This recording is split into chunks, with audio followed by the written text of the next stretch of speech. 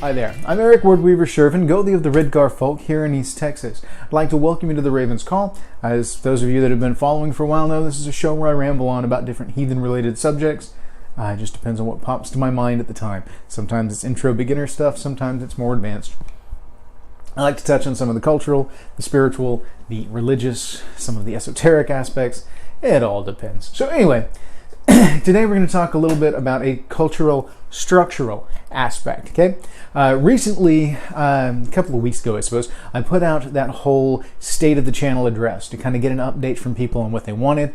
Overwhelmingly, you guys told me that you like the longer format for the videos, that you don't want me to shorten them down to the more bite-sized YouTube-y 10-minute mark. And to be quite honest, I'm kind of glad, guys, because I'm not sure I could have ever gotten it down to 10 minutes. I'm too wordy for that. Hashtag WORDYBASTARD.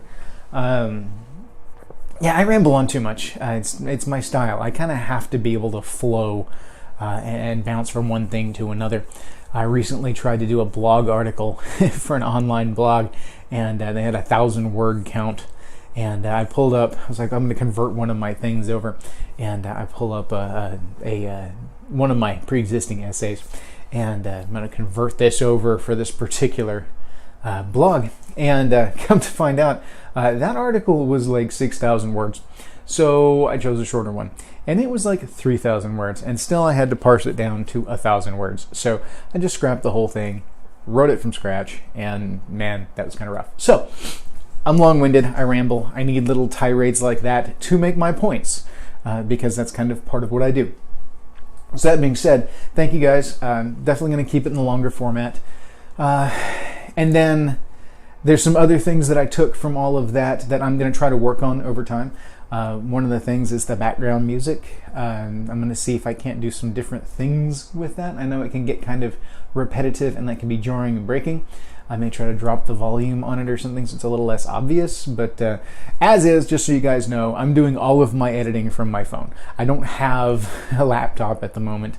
I used to, and technically I still have a MacBook, but it's like 18 years old, and so it's maybe a bit of an exaggeration. I think it's only 16 years old. And the gist on the whole MacBook deal is that it's not up to snuff. It'll barely run right now. So doing everything from my iPhone, and I'm still trying to figure out apps and different tricks and whatnot. The app that I'm using, very limited on editing. So, like, I know a lot of my words will end up at the bottom of the page. The front-facing camera flips it, so I think they're over here. And I know you guys would prefer those to be up here above my head. I'm going to work on that and see if I can't find something that'll allow me to do that. Same thing with the audio. I'm going to see if I can't figure out something on the music, but bear with me. Give me time. Let me figure it out.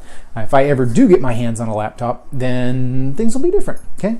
So, all right, let's jump into today's topic now, okay? Now, during the course of the State of the Channel address and during my other videos, I asked for comments and input, and I like to take viewer requests. And today's subject is one of those viewer requests. Somebody asked me at one point in time what our tribal structure was. What is the tribal structure of Hridgar, which is my tribe?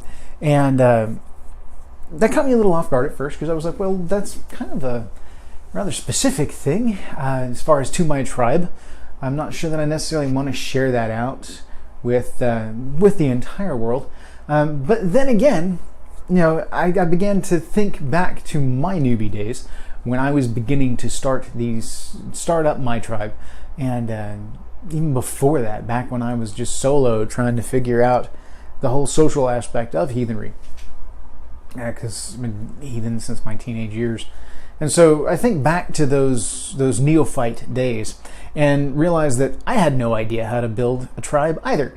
I looked for examples of structure. I looked at other kindreds, and when we started out Hridgar, we borrowed some structural elements from other kindreds and tribes in the area, and ultimately speaking, we actually built one system, did not like it as far as the structural elements. We saw problems that was going to give us later on down the road, and we scrapped that structure, all the same members, but we scrapped that structure and we restructured it closer to the way it is now. There was also a point in time here recently where a couple of families left the tribe. For various and sundry reasons. It's not bad blood or anything like that. It's just moving on to different phases of life, things like that. Better fits, I would say. And so in that, the tribe has gone through sort of its final transformation as far as the structural elements go to reach what it is now, which is what it started as way back then.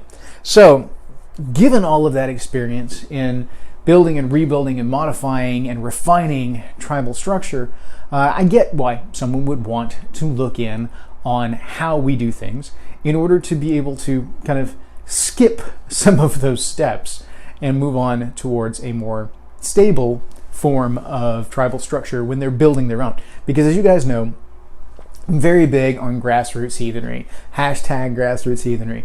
Grassroots is where it's at. You know, I'm not into national orgs. I don't care for national orgs at all. I think they're actually counter-heathen for the most part. They do some good work and everything, but they exist more as political entities. Anyway, then go back and watch my grassroots heathenry video and you'll see my rant on that. So, the way that grassroots works is we have to support each other at those levels. Just people helping people, folk helping folk. And that's why I do these channels. This channel, why I do these videos, share these videos out, is because I want to share this information with people. And I want you guys to understand this is just how I do it. This is not how anybody else does it. Okay? Not necessarily. Other people may. But my way is not reflective of their way, and it's certainly not the only way. I'm not going to tell you guys that I know exactly how it should be done and you should do it like me.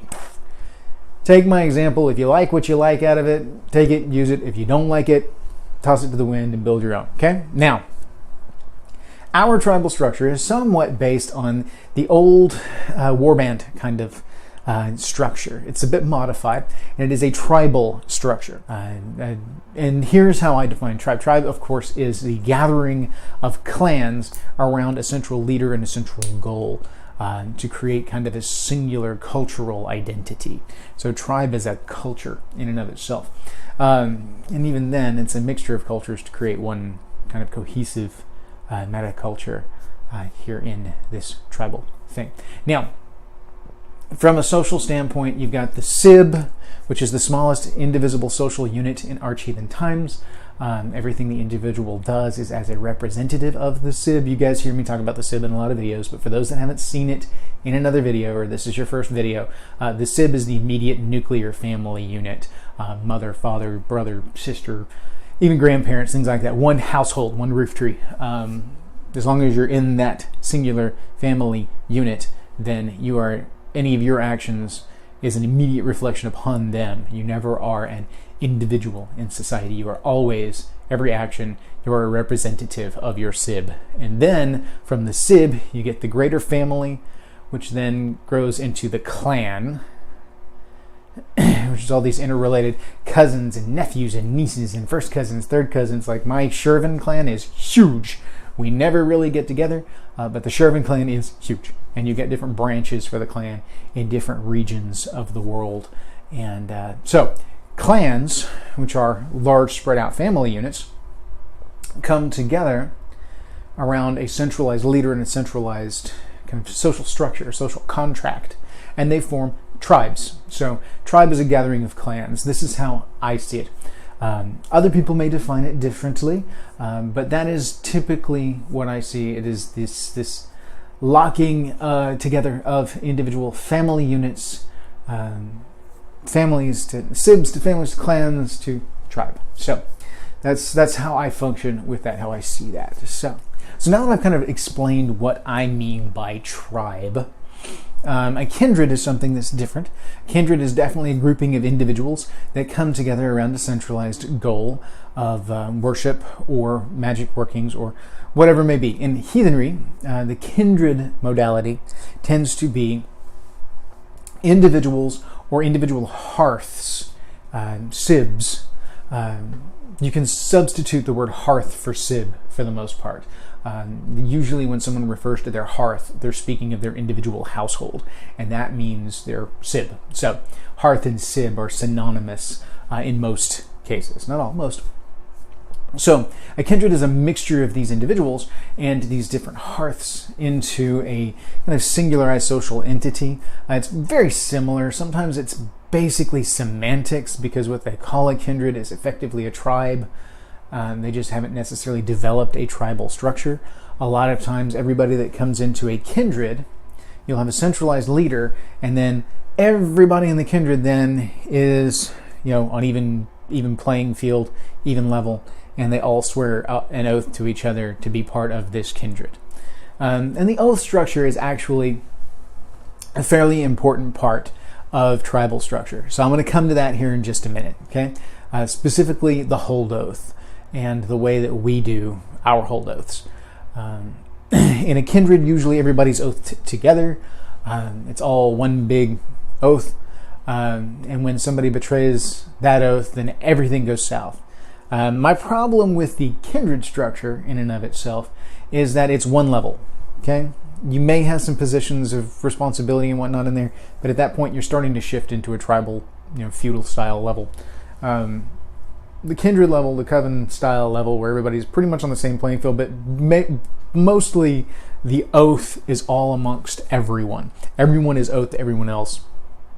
What you end up with there is when drama sets in and somebody has to split, or there's a divorce within the tribe, or somebody betrays another, there's bad blood, all of a sudden the entire oath structure is sundered, because it's all one thread that has been woven between these different points. Okay, it's like creating a spider's web, but instead of individual strands attached at different points, we're all just wrapped around this ring, and the minute somebody loses the tension on their part of the cord, the whole thing falls apart. I've seen a number of these kindred modalities fall apart over the years, and I'm speaking from experience on this one. It's sad, and it's not universal. I know a lot of kindreds that do just fine and have gone on and manage things just fine.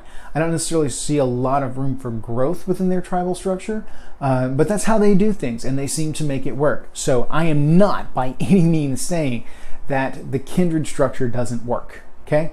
What I'm saying is, from my experience, I have seen how it can go south, and so I choose to go a different route with my tribe. And that's where I'm at, okay? Not to disparage the kindred style, but to say simply that I choose a different method because I just prefer this other method, okay? So let's look then at the tribal structure and the way that I put it together, all right? And I do mention, like, within the kindred structure, you've got a leader, which is usually a Gothi or chieftain, and then the tribe's all on one level under them. There may be a step tier, but usually it's just one level. Those that break it up into multiple levels are starting to get into tribal builds. There's this egalitarian style that I've seen as well, where they have no true leader. What they have is a group of individuals that all consider themselves to be on even playing field. Everybody's on the same level. Nobody wants to be a leader. Nobody wants to step up and take that responsibility. And they trade off the responsibility of running ritual between themselves amongst the group. It's a club, effectively. And that has its pitfalls too. Okay? Without a centralized leadership, driving force behind the social unit, stagnation can occur. You can end up drifting in different directions because there isn't a unified direction for the group. And there's a lot of reasons why some kind of centralized leadership is beneficial, especially if you're trying to build something that's going to be long-lasting. But it does have to be something that everybody in the group is on the same page for. So, and we'll get into this a bit more when I do my next video, which is going to be the role of the modern Gothi. We'll come back to that one because I'm going to talk about some different roles as far as the leadership of tribes in modern day. So wait for that one, and hold off on the Gothi comments down here below because we're going to get to that one in the next video. Okay, so I've knocked out those two major ones, which are the most part what I see. You'll also see ones that kind of model after an MC, but then we're shifting more towards MC means motorcycle club. We're shifting more towards a tribal base in this point. So let's talk about tribal structure as Hridgar does it. Okay, we have a multi-tier system for our tribal structure. The main leadership is myself at the level of Godi. This position can be held by either Godi or chieftain or whatever it is you want to call your overall top level of leadership. This is the individual that makes the executive decisions, okay? Now, underneath the Godi, I have my Jarls. Yes, I know it's not a historically accurate term to use Jarls in this position because Jarls were themselves localized leaders and did not report to a Godi. But again, I've said before, we're not a historical tribe. We've chosen it simply because of because it works for us. You know, it's just a name. It's what we've chosen to go with as a name title for a specific level. Because, as I will get into, my Jarls do have a very specific set of responsibilities that they have for the other individuals within the tribe. Okay, so I've got Godi, I've got my Jarls, which are positions of responsibility. They're kind of like officer positions. And then the freemen and women of the tribe, which is my Carls. And I'll put terminology down here for you guys. So you got Godi, Jarls, and Carls. And then that's the tribe itself, okay? And then down here, you've got my Fostra, which means fosters. These are the people that are fostering into the tribe. The way that works, and this will give you an idea of how the tribal structure works, is that the Godi chooses his Jarls. These are the men and women that are his most trusted individuals, and they form kind of an advisory council that will then advise the Godi on aspects of running the tribe. This way he stays in touch with everything that goes on within the tribe. So eventually when I hand that reign off to whoever takes over for Hridgar, they will have this advisory council already built, and they will modify as they need to. But hopefully everything will be in place that things continue on without a hiccup. They continue working on it and refining over the years. But anyway, Godi, Jarls, and the Jarls constitute this council. And then these Jarls are responsible for certain Carls underneath them. You know, I'll get to that point here in a second. My Jarls are also responsible for the training and fostering in of Fostra. Fostra come in to the tribe by expressing interest in the tribe and seeking to belong to the tribe. They enter into a period of worthing, which is about a year, give or take, and it involves a complex set of learning the thews and traditions of our tribe, as well as a project of worthing, some other elements that I'm not going to go into because that's our tribe's personal how we do it. But anyway, just know that within the first year or so, give or take, the Fostra comes in and they prove that to the tribe that they're worthy. And then the tribe, of course, proves their worth to the Fostra, saying, we are worthy of, your desire to belong to us, just as you are proving that you are worthy to belong to us. It's a reciprocal worthing process, as it were. So during this period, they learn what it is to be Hridgar and get ready for joining fully. Now, Fostra is not an oathed relationship. They come in and the Jarl takes responsibility for them. It's declared in Sumbul. The Godi either acknowledges that this Jarl is taking responsibility for this Fostra, or the Godi will then assign this Fostra to a Jarl within the tribe. And they will then train them up and bring them in. Now, once that's completed and that Fostra is ready to come into the tribe and become a Carl, which is that entry-level freeman position, the bread and butter backbone position of the tribe, once they're ready to become a Carl, what they do is they petition the council and say, hey, we think we're ready. Their Jarl, of course, they'll petition their Jarl, and their Jarl will petition the council and say, hey, we're ready to bring this person in. The council will discuss it, talk to the Godi. As long as we're on the same page, all right, we're ready to release them into the tribe, at which point they will enter the oath web. Okay? This is where we're going to talk about the hold oath. The hold oath is a reciprocal oath sworn between different positions within the tribe that declares levels of responsibility between one another. Okay? As Godi, I swear a hold oath with my Jarls. They swear a hold oath with me. I swear to them certain protections and certain extensions of luck and aid and things like that within the tribe. Again, our hold oath is very private, so I'm not going to share the particulars of it, but those are the general gists. It's a declaration of our reciprocal responsibilities to one another and what is owed to this individual entering into this relationship. It is a verbalization of the social contract that is occurring between these two individuals. So, hold oath is sworn between the Godi and the Jarls. A hold oath is also sworn between the Jarls and the Carls. Okay? So when somebody comes in as a Fostra, they're assigned to a specific Jarl. Okay? Now, this Jarl will train these people up in the ways of Hridgar. And as they go along, they build a relationship, a reciprocal relationship with these people. And in doing so, they build up this Jarldom, this series of relationships underneath this Jarl of these Fostra and Carls that are responsible to this Jarl. The Jarl hears the hold oath of Fostra becoming Carls. So when Carls swear into the tribe, they swear in under a Jarl, and that Jarl is then responsible for them, their deeds, their actions, and everything during their time with the tribe. That way, we have a division of responsibility. It's a reciprocal responsibility, but it's also a division of attention.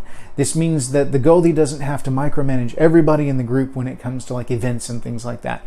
I know that one of my Jarls, say my Jarl Jacob, if I need wood cut for the fire, I know I can look to Jacob and say, Jacob, take your Carls and go handle wood for me, please. And then at that point in time, he will gather his people and he will delegate, and they'll get the job done. And I know they'll get the job done, and I don't have to worry about trying to assign individual people. I can just say, hey, I need your faction to go handle this, please.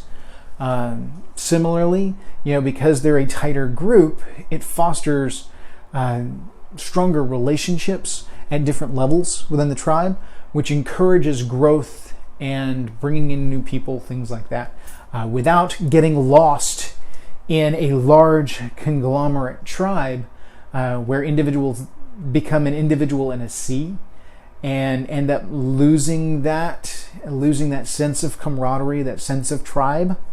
Your Jarldom within the tribe. You belong to this particular Jarldom. You're a part of this social structure, this sub-social structure within the greater structure of Hridgar. Knowing that you belong to that, and that you can be a part of that and bring something to it, and then make the tribe as a whole better by what you're doing here as a group, gives a sense of belonging, gives a sense of purpose, and helps us to strengthen our bonds as we go along. So, we're all still tied together. I mean, don't misunderstand. It's not like they're not beholden to me in some kind of way, shape, form, or fashion. They're beholden to their Jarl, and the Jarl is beholden to me. So, it's a web. Just like any web, if you interlace all of those strands, and we pull on one of those strands, the entire thing is affected. So we're all bound together in this oath web, but because it's individual strands as opposed to one continuous cord, if you happen to lose one, the whole thing doesn't fall apart. You either just go do away with that particular strand, or you form a new one in its place. So the way that works out is if we have an individual who is misbehaving, who's getting drunk and disorderly and things like that at a public gathering, and he's a Carl under one of my Jarls, I'm going to talk to my Jarl and say, hey, look, I need you to go and I need you to handle this guy. Get him under control. He's your responsibility. You handle it. That way I can handle Godi level stuff that I need to be dealing with at those events. And I can trust my Jarl is going to take care of this particular situation and not make the tribe look bad. We're all working together towards the same goal. Okay? So, if we needed to cut ties with that individual, that hold oath, the way that it is structured, can be released. It can be betrayed, it can be broken, at which point in time they will be cast out of the tribe. But it can also be released. You can petition to have your hold oath released within the tribe because you're going to be moving, or you're getting divorced and one of you wants to stay and one of you wants to go. A hold oath can then be released with no damage to the weird, no damage to the luck of the individuals at play, because they honored the oath while it was in existence. As long as they honored the oath while it was in existence, their weird is strong, their luck is strong, and in the end, they're simply released to go on about their lives. Just like you would, say, okay, well, I know we promised this, but I'm going to release you from that. You don't have to do that anymore. You're good to go. You dissolve that social contract mutually. So that is kind of how that works. The whole oath structure is set up for longevity purposes. The Jarls to the Godi allows a level of reciprocal responsibility that is codified in word, so that everybody is clear on the relationship and what is expected.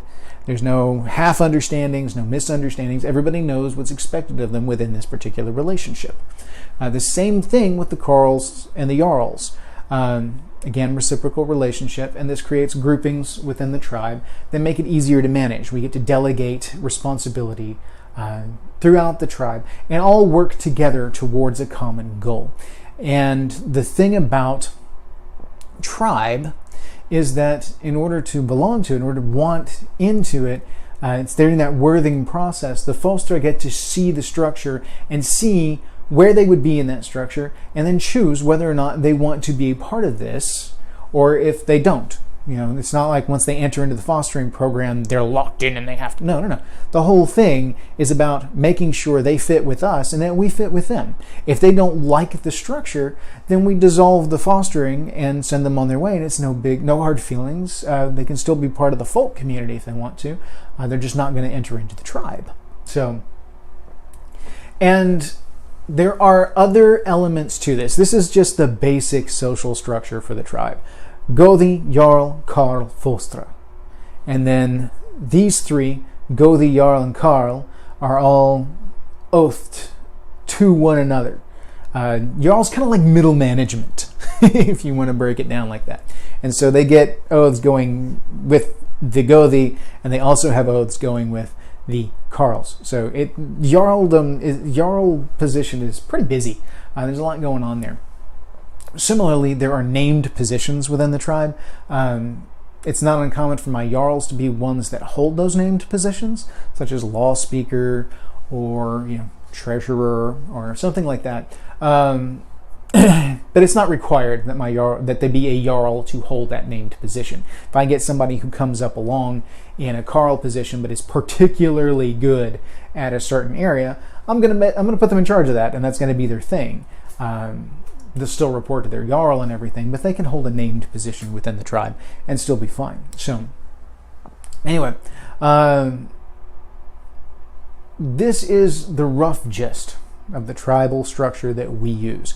Keep in mind, this is only the Hridgar way of doing things. It is built to grow. We're still fairly small at the moment, but I have designed this such that at any point in time, the Godi can have up to, say, 6 or 8 Jarls. And underneath each of those Jarls, if he had 10 people, 10 Karls that were all sworn to these individual Jarls, well, at 8 Jarls, suddenly that's 80 Karls underneath these individual Jarls. So you're talking 88, almost 90 people in a tribe, which is huge. That is very, very large for any kind of structure. We are not that big yet, but the structure that we've built is designed to be able to handle it in case we do get that large. Okay, that's why we've chosen the structure that we have. It works at a small level. It really works at a larger level. Division of responsibility, accountability. The council helps to keep the Godi in check as far as being on track with the common goals of the tribe, making sure that he is indeed guiding the tribe in such a way that meets the needs of the tribe. In the olden days, and back in arch-heathen times, if the king was not doing well by his people, and this is documented in things like the Heimskringla and some of the sagas, If the king was not doing well for his people and he was not acting in the best interest of his people, they would throw him in the well. They would sacrifice the king for better times. That's happened on multiple occasions, that the king was sacrificed for the well-being of the land and the people. So, the Gothi or chieftain or whoever, that top level of the tribe, can be ousted at any point in time by a unanimous bid amongst the Jarls. There can be a coup built in to ensure that the well-being of the tribe is seen to, and that it doesn't become a power trip for any individual who is sitting in the high seat, because it could be.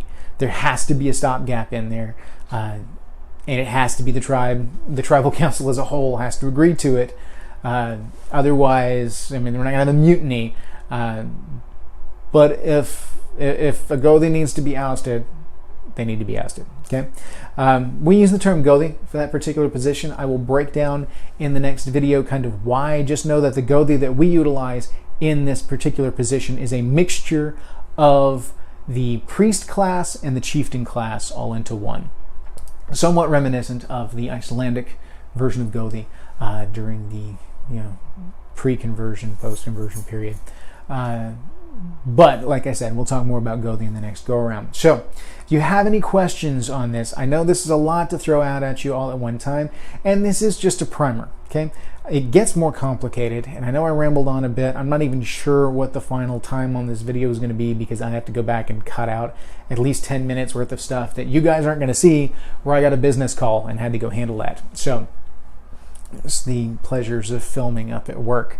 Got to work with what you got to work with. Okay, so if you have any questions, hit me up on my major forms of contact. So let's go ahead and jump into that spiel. If you like today's video, please hit like down below, comment in the section below, subscribe to the channel, ding the bell. You can email me at esjerven@gmail.com. I can be reached on Twitter at @e_Sjerven. And I would love if you guys would join in the Facebook group, which is Word-Weaver Productions. I'm going to make that appear over here on the screen somewhere. If you will find that out, just search for Word Weaver Productions.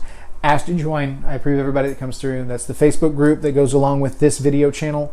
And so that's where the communication goes down. That's where I ask my questions, get my polls, all that kind of stuff. So join in the conversation and be a part of the community. Guys, I really appreciate all the feedback you guys have given me. It's absolutely fantastic. I'm going to continue to try and work this channel into what you guys need and what meets your needs. So keep sending me requests. Oh yeah, you can also...